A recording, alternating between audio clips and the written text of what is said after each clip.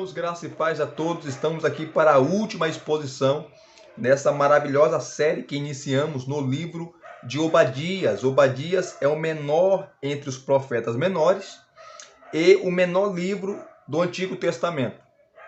E a profecia desse profeta, nós não sabemos o nome do pai, da mãe, se ele tinha esposa, se não tinha esposa, se tinha filhos, se não tinha filhos, a tribo que ele pertencia, não sabemos quase nada sobre ele. O Talmud, ele vai dizer que ele era edomita, por isso ele traz essa profecia, enfim. Mas o Talmud são escritos, né, de vários rabinos judeus que traziam essas ideias, né, acerca do profeta. Mas os escritores, ou os eruditos cristãos, não afirmam nada, porque não temos nada sobre esse maravilhoso profeta. Mas o importante é sua mensagem. E a mensagem de Obadias é direcionada, uma mensagem de juízo contra os edomitas. Quem eram os edomitas? Os descendentes de Esaú, irmão de Jacó. Vocês conhecem a história de Esaú e Jacó. Esaú, ele vendeu para Jacó a sua primogenitura, ele desprezou a sua primogenitura. Mas o que era essa bênção, Elias, da primogenitura? Aqui em rápidas palavras. Se você for estudar o contexto histórico e cultural do Antigo Testamento, ou das antigas civilizações, o primogênito era o primeiro filho. Eles valorizavam muito o filho homem.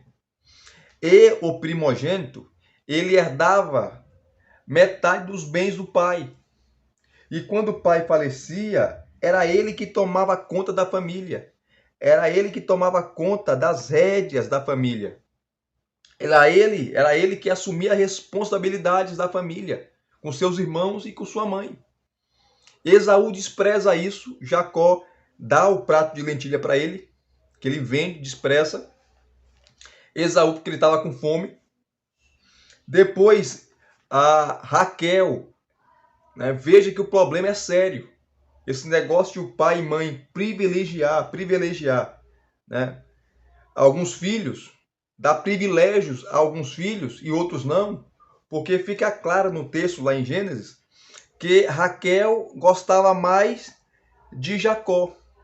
Isaac tinha uma preferência maior por Esaú. Esaú era peludo, né, caçador, um homem que do campo. Jacó era o homem mais da casa, ficava mais ali em casa, manhoso. E Raquel tinha preferência por Jacó. Ou melhor, tinha uma queda maior por Jacó. É isso que fica nítido no texto de Gênesis. Já Isaac tinha uma queda, tá? Tinha uma queda maior por Esaú. Essas preferências, assim como você vê Jacó, ele dando privilégios maiores a José. Isso criou entre os irmãos uma rivalidade. Meu pai teve 20 filhos. Meu pai é baiano, né? Eu também sou baiano. Morreu 6, tem 14. Mas eu nunca vi meus pais dando privilégios a um filho em detrimento de outro. Ele sempre tratou os filhos iguais. O que dava para um, dava para todos. Para não ter disputa, desavença, inveja. Isso acontece muito. E o filho sente a rejeição. Ou a filha também sente a rejeição. É isso que acontecia na família do nosso patriarca, o patriarca Isaac. E isso também aconteceu na família do patriarca Jacó. Então, a Raquel fala para Jacó se disfarçar, colocar pelos, né? Ou se foi pelos de animais que ele colocou nas mãos. E quando ele entrou na tenda, tá? Isaac, ele estava cego, mas não estava surdo. Quando ele pergunta, é você, Esaú, que está aqui? Porque ele ia dar a bênção da primogenitura. Ele falou, sou eu, pai. Mas não era Esaú, era Jacó disfarçado. Aí ele falou, estranho, a voz é de Esaú. A voz é de Esaú. Mas ele pegou no braço, viu que tinha pelo e abençoou. Quando Esaú chegou da caça do campo, descobriu que seu irmão tinha roubado a sua primogenitura, que ele tinha vendido, ele esqueceu, parece que ele esqueceu, deu uma amnésia a Esaú. Aí Raquel, que fez todo o plano, arquitetou, mandou Jacó fugir. Jacó foge, tá? E seu irmão na sua caça. E aí você conhece toda a história. Jacó chega lá, os seus parentes, né? Conhece o seu sogro, Labão, casa-se com Raquel. Ele trabalhou 14 anos por Raquel, a mulher que ele amava. Enfim, vocês conhecem. Mas quando Jacó já estava velho, ele retorna, tem aquele encontro com seus irmãos, com seu irmão Esaú. Os dois se perdoam, se abraçam, se beijam. Acontece ali uma reconciliação. Só que isso não aconteceu com os seus descendentes. Os descendentes de Esaú, os edomitas, e os descendentes de Jacó, a nação escolhida, o povo de Israel, tá? Se tornaram inimigos. E se você ler o capítulo 23, versículo 7 de Deuteronômio, Deus vai falar para o povo de Israel não tratar mal a nação de Israel, não tratar mal os edomitas. Por quê? Porque eram seus irmãos, eram consanguíneos. Tá? Pouquíssimas vezes, os edomitas trataram bem a nação de Israel, os seus irmãos. Mas a maioria das vezes trataram muito mal, porque tinha inveja, uma inveja terrível. Por quê? Porque Deus escolhe Jacó, foi uma eleição soberana, e de Jacó, Deus escolhe para quê? Para vir os 12 filhos, e dos 12 filhos a nação de Israel, a nação eleita, e em Jacó as promessas que Deus fez a Abraão e a Isaac se cumprem. Não foi Esaú que foi escolhido, foi Jacó que foi escolhido, a linhagem de onde havia o Messias, tá? A linhagem aonde as promessas iriam se cumprir, foi em Jacó. Amei a Jacó e aborreci a Esaú, conforme fala Malaquias capítulo 1, versículos 3 a 5. Então, a briga passa agora para os seus descendentes. Lembrando que o contexto aqui de Obadias traz isso, né? Os terríveis conflitos familiares, coisas não resolvidas. Inclusive, né, 3 temas aqui são desenvolvidos que o Warren Wiersbe fala. O primeiro tema desenvolvido aqui no livro de Obadias é o mal causado pelos longos conflitos familiares. Segundo, a certeza de que as pessoas mais cedo ou mais tarde sofrem pela forma como tratar os outros. E terceiro, a certeza de que os inimigos de Israel seriam derrotados e de que o reino seria estabelecido na terra. São essas 3 mensagens, ou melhor, 3 temas que Obadias vai desenvolver aqui. Tá? Então, assim como Obadias, se você ler Jeremias capítulo 49, dos versículos 14 a 22, há o juízo também contra Edom. Se você ler Malaquias capítulo 1, versículos 3 a 5, há o juízo de Deus contra Edom. Se você ler Amós capítulo 1, há também uma profecia de Amós contra os edomitas. Por quê? Porque eles eram cruéis, eles eram perversos, né? Eles ajudaram os babilônicos na invasão que teve quando Nabucodonosor invadiu Jerusalém, destruiu o templo, destruiu a cidade, né? Arrasou a cidade. Quem estava lá para ajudar? Os inimigos, os edomitas, os irmãos de Israel, os consanguíneos, estavam lá para ajudar. Inclusive, a última exposição eu falei sobre isso, né? Que foi os versículos 16, os versículos 10 a 16, que eles ajudaram, armavam emboscadas, armadilhas para prender os seus irmãos, entregar os seus inimigos e matarem, não deixar fugir, e ainda saqueou os bens de Israel. E por causa da sua maldade contra os seus irmãos, Deus estava punindo-os, e iria punir, e puniu. Então, cuidado com a vingança, cuidado com a inveja, cuidado com a soberba, cuidado com o orgulho, cuidado com a petulância, cuidado com o pescoço duro, cuidado com a dura cerviz. É isso que nós temos aqui em Obadias, a mensagem dele.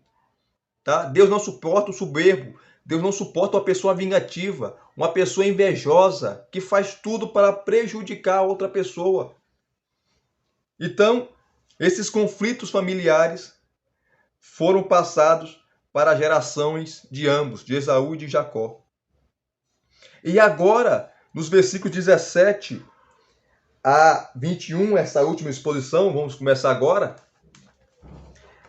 Só para lembrar para vocês, ou lembrando aqui mais uma vez, nós temos duas mensagens, né, principal aqui. A primeira mensagem é a mensagem de Deus para Edom, os versículos 2 a 16. Os versículos 2 a 16. E são divididas em duas partes. A primeira parte, os versículos 2 a 9, e a segunda parte, os versículos 10 a 16. Os versículos 2 a 9, eu falei sobre 5 declarações do julgamento divino, ou do juízo divino contra Edom. A primeira, Deus fala que o orgulho de Edom seria arrasado, versículos 2 a 4. Segundo, a riqueza de Edom seria saqueada, versículos 5 e 6. Terceiro, as alianças de Edom seriam rompidas. Os seus amigos, que eles tinham alianças, as nações vizinhas, que eles fizeram aliança, iriam se revoltar contra eles, se rebelar contra eles. É o versículo 7. Quarto, a sabedoria de Edom seria destruída, versículo 8. E quinto, o exército de Edom seria destruído, que é o versículo 9. Versículo 9. Lembrando que, só enfatizando mais uma vez, que Edom era uma fortaleza. Eles moravam nas montanhas, nos penhascos, nos cumes do monte. As suas casas e as suas cidades eram feitas ou talhadas nas rochas, como a cidade de Temã, como a cidade de Petra. Então, era difícil ser invadida, porque os inimigos tinham que subir os penhascos, os montes, as montanhas. Jeremias fala sobre isso no capítulo 49, a partir do versículo 14. Confere lá. Não dá para ler aqui por causa do tempo. Então, Jeremias fala que vocês pensam, só porque vocês estão no lugar alto, acima das montanhas, tá? Deus vai derrubar vocês aí de cima. Porque eles olhavam para as nações de cima para baixo, achando que jamais seriam destruídos. E foram destruídos. E foram arrasados por causa da sua soberba, da sua arrogância. Então, essa é a primeira parte, né, da declaração do juízo divino. A segunda, que foi a última exposição, né, é a defesa do julgamento divino. Os versículos 10 a 16, aonde nós falamos sobre os 4 graves pecados de Edom. Os versículos 10 a 16. O primeiro foi a violência contra os seus irmãos. Os versículos 10 a 11. A violência contra os judeus, né, os israelitas, a nação de Israel. Versículos 10 a 11. O segundo pecado foi a alegria com a desgraça dos judeus. Versículo 12. Se alegrar com a derrota do seu irmão. Terceiro, foi a assistência que eles deram ao inimigo. Ajudaram os inimigos a destruir os seus irmãos, os seus consanguíneos. Versículos 13 e 14. Quarto pecado, a desconsideração para com a ira de Deus. Os versículos 15 e 16. Eles não consideraram que a mão de Deus ia pesar contra eles, que o juízo de Deus ia pesar contra eles, como pesou de fato. E agora, a segunda mensagem, né, é a mensagem de Deus ao povo judeu, que é os versículos 17 a 21, aonde nós iremos dividir aqui em 3 subdivisões. A primeira subdivisão está nos versículos 17 e 18. Deus os livrará. A segunda subdivisão está nos versículos 19 e 20. Deus derrotará os seus inimigos. E a terceira subdivisão é Deus estabelecerá seu reino. Versículo 21. E vamos aqui rapidamente para a primeira, né? Para a primeira subdivisão. Deus os livrará. Os versículos 17 e 18 que diz assim: Mas no monte Sião haverá livramento. O monte será santo, e os da casa de Jacó tomarão posse de sua herança. A casa de Jacó será fogo, e a casa de José será chama, mas a casa de Esaú será palha. O fogo e a chama incendiarão a palha e a consumirão, e ninguém mais restará da casa de Esaú, porque o Senhor falou. Aqui, quando você lê o versículo 17, a expressão Sião aqui, Sião era o monte que ficava o templo. O templo de Salomão foi construído no Monte Sião. Por isso que você vai ouvir, ler os Salmos, fala muito de Sião, né? De forma poética, simbólica, alegórica e literal também. Porque vamos subir a Sião, vamos adorar em Sião, vamos magnificar em Sião. Por quê? Era em Sião que ficava o templo. Era em Sião que os sacerdotes ministravam no templo. Era em Sião que os levitas adoravam. Era em Sião que os levitas e os sacerdotes celebravam a Deus. E as 3 festas principais, aonde o povo subia para adorar a Deus, né, para magnificar Deus, o povo ia cantando, adorando, como aqueles famosos salmos, né? O Cântico dos Degraus, Salmo 126, né? E entre outros salmos. Então, aqui, o profeta está falando que Deus livra o seu povo. Deus os livrará. Mas no Monte Sião haverá o quê? Livramento. O monte será santo. E os da casa de Jacó tomarão posse da sua herança. Essa expressão aqui, os da casa de Jacó, Jacó aqui não está falando do personagem Jacó, mas Jacó aqui representa a nação de Israel como um todo, os descendentes de Jacó, a nação eleita, a nação escolhida, tomarão posse de sua herança. E que herança é essa? É o Senhor, é a terra que Deus prometeu a eles, a Abraão, Isaque e Jacó. E quando você tem que ler o Novo Testamento sempre, o Antigo Testamento sempre, à luz do Novo Testamento. Hoje, essa é a herança para nós, que é a igreja, tá? E para os judeus que se convertem, estão se convertendo a Cristo Jesus como seu Senhor, é a glória eterna, é os céus, é o estado eterno, é a nova Jerusalém, conforme diz Hebreus capítulo 11, que eles não estavam olhando só para a terra ali, né, um território de terra, ali na Palestina, mas eles visavam uma pátria eterna, uma pátria celestial. Essa é a herança dos filhos de Jacó. Essa é a herança de Israel. Essa é a herança da igreja, porque gentios e judeus, agora em Cristo, é um povo só. Paulo fala isso em Efésios capítulo 2, que a barreira de separação caiu, o muro que dividia judeus e gentios caiu, e Deus fez de 2 povos um único povo, que é a sua igreja, cujo cabeça é ele. A igreja é o rebanho universal de Deus, que está espalhada nos 4 cantos da terra, entre tribos, línguas, nações, etnias, negros, brancos, feio, bonito, gordo, magro, culto e inculto, analfabeto e não analfabeto. Todos que confessam a Cristo como seu Senhor e como seu Salvador, se arrependeram, confessaram os seus pecados, é a igreja, é o rebanho universal de Deus. Então, essa é a herança.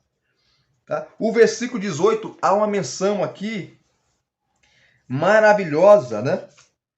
Deixa eu pegar aqui o que o Warren Wisber, ele vai dizer. Ele diz assim, que, olha o versículo 18, a casa de Jacó será fogo e a casa de José será chama, a parte A do versículo 18. O Wisber diz assim, eu concordo com ele. Deus livrou o seu povo do cativeiro da Babilônia. E os livrará novamente nos últimos dias, quando estabelecerá o seu reino. estabelecerá o seu reino. Que reino é esse? O milênio. Eu sou pré-milenista. Talvez você que está assistindo a mensagem aí não é, mas eu creio no milênio literal. Né? Isso vai acontecer no milênio. O Monte Sião será consagrado ao Senhor e toda profanação será removida. Olha que maravilha. E Jacó aqui é uma referência ao reino do sul, Judá, que tinha duas tribos, a tribo de Judá e a tribo de Benjamim, onde ficava o templo e a capital Jerusalém. Tá? José aqui faz referência ao reino do norte, as 10 tribos, cuja capital era Samaria. Tá? Eles serão unidos como uma só nação e entrarão juntos no reino do Messias, da posse da herança prometida. Tá?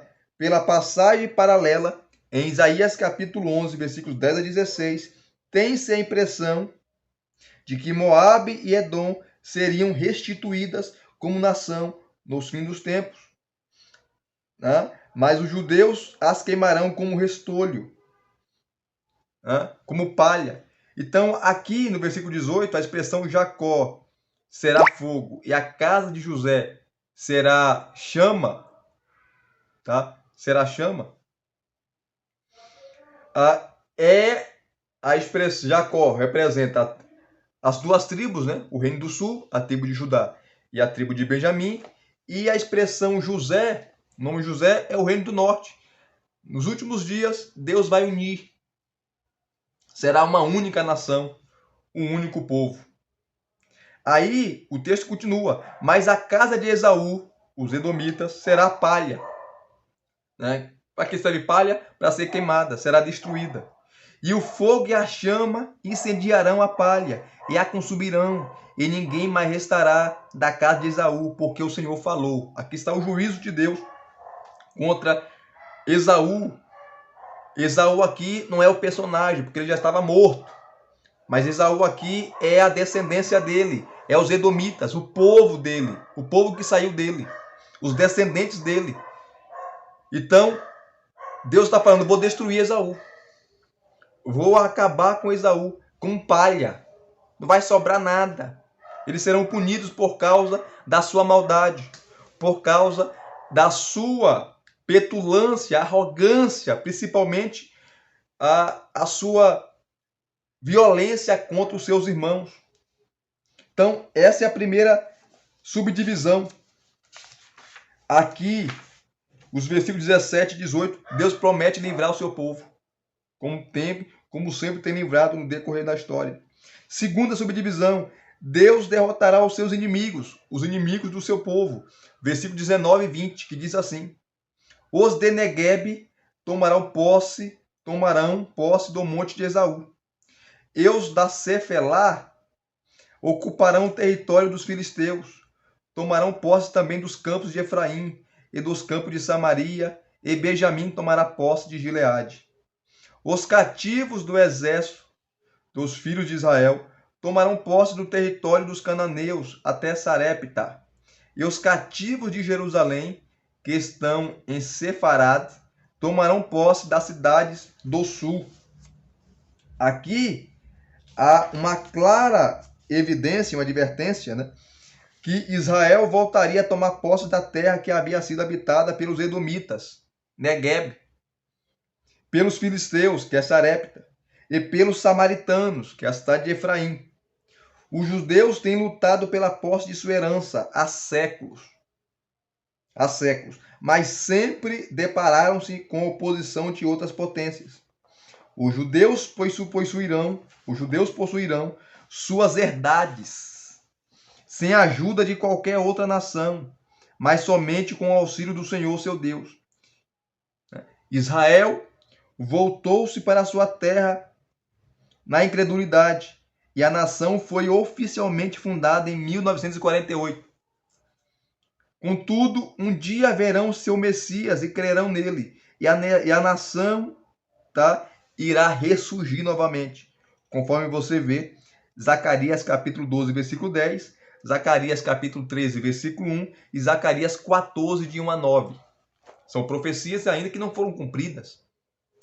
Então, Deus está falando que tudo aquilo que os inimigos roubaram, de toda a terra que os inimigos ocuparam, Deus vai devolver ao seu povo. Deus vai devolver ao seu povo, a nação de Israel. Que existem profecias, né, que não se cumpriram em relação à nação de Israel, porque é um povo escolhido, um povo eleito. E eles não serão salvos porque são judeus, porque corre o sangue de Abraão nas suas veias. Não, eles serão salvos porque crerão no Messias. A salvação é por meio do Messias, de Cristo Jesus. Fora dele não há salvação. Como Paulo disse em Romanos 11, versículos 24 a 26, eles são amados por causa dos patriarcas. Eles quem? A nação de Israel. São amados por causa dos patriarcas, porque os dons de Deus de Paulo é irrevogáveis. Então há profecias específicas para os fins dos tempos em relação à nação de Israel. Aqui o aliancismo erra, porque o aliancismo ensina que todas as promessas que estão no Antigo Testamento para a nação de Israel agora são aplicadas, incumpridas na igreja. Negativo. Claro que muitas promessas feitas a Israel se cumprem na igreja, porque os gentios partilham ou participam dessas bênçãos. Nós participamos dessas bênçãos que Deus fez a Israel. Tá? Nós partilhamos, mas não é todas. Existem profecias específicas em relação à nação de Israel. E Paulo fala em Romanos 11. É claro o texto de Romanos 11. Inclusive eu estou expondo a carta dos Romanos. Nós vamos chegar lá em Romanos 11, aonde iremos elucidar de forma mais clara e objetiva. Então, o que é dos inimigos, ou o que é do seu povo, Deus vai tomar dos inimigos e dar de volta ao seu povo escolhido. Essa é a segunda mensagem, né? Ou melhor, a segunda subdivisão. Deus irá derrotar os seus inimigos, os inimigos do seu povo. E a terceira subdivisão, Deus estabelecerá o seu reino, versículo 21, que diz assim: salvadores hão de subir ao monte Sião, para julgarem o monte de Esaú, e o reino será do Senhor. Tá? Essa expressão julgar aqui, Esaú, mais uma vez falando, Esaú não é um personagem, porque ele já havia sido morto, mas é os descendentes de Esaú, os edomitas. Esaú seria destruído. Esaú seria destruído. Tá? Os edomitas seriam destruídos. Como foi destruído? Aquilo que Deus falou por intermédio de Obadias, de Jeremias, de Ezequiel, de Isaías, de Malaquias, de Amós, se cumpriu na íntegra, cabalmente. Tá? E a última expressão aqui, palavras do Obadias, fala assim: o reino será do Senhor. Tá? O reino será do Senhor. Então, veja que Deus faz promessas maravilhosas. Deus estabelecerá o seu reino. O Senhor reinará no Monte Sião, onde ficará seu templo, e para ele afluirão todos os povos, conforme Isaías capítulo 2, versículo 2. É interessante observar que o rei Messias terá salvadores, que o assistirão em seu governo sobre as nações. Ele regerá com vara de ferro, fazendo menção ao milênio, né? Esse fato deve ser estudado com relação às promessas de nosso Senhor e seus apóstolos, conforme Mateus capítulo 19, versículos 27 e 30. Né? E aqueles que são fiel a Ele aqui no presente, ou na presente era. Jesus ensina que ser fiel a Ele no dia de hoje significa reinar com Ele no futuro, para todo sempre. Todos os filhos de Deus aguardam com ansiedade o dia em que o reino deste mundo se tornará o reino de nosso Senhor, e ele reinará pelos séculos dos séculos. Então todo joelho se dobrará, e toda língua confessará que ele é o Senhor, para a glória de Deus Pai. O reino será estabelecido, o reino será edificado. E nós temos aqui, para encerrar, o reino em duas perspectivas, que George Led, ele trouxe isso muito bem. O já e o ainda não. Nós já experimentamos o reino de Deus aqui, porque o reino é espiritual, está dentro de nós, está dentro de você. Conforme Jesus fala em Lucas 17, que o reino não vem com visível aparência, mas está dentro de nós. Nós já experimentamos as bênçãos do reino. Agora, existe o ainda não, que é a realidade futura do reino. É o reino vindo em toda a sua plenitude. O reino vindo em toda a sua totalidade. A totalidade do reino de Deus, que irá vir quando ele voltar, que tem a sua extensão no milênio, o reino de Cristo, aqui por 1000 anos, e o reino no sentido eterno, aonde nós habitaremos aqui para sempre com o Senhor, na Nova Jerusalém, para todo sempre, numa terra totalmente restaurada. Novos céus, nova terra, sem pecado, sem nada, que a terra será transformada, não será destruída, ela será restaurada, será renovada. Nós habitaremos para sempre com o Senhor. Então, os profetas sempre terminavam as suas profecias com otimismo. Às vezes começava duro o discurso, mas terminava com otimismo. Terminavam com bênção. Terminavam com um futuro glorioso de paz, prosperidade. O Senhor governando, o Senhor reinando e estabelecendo o seu reino. E aqui terminamos mais uma exposição. E se vocês gostaram, deixa aqui o seu like, deixa o seu joinha. Se inscreva no canal se você não é inscrito e acione o sininho para receberem todas as notificações. Graça e paz mais uma vez. Até as próximas exposições.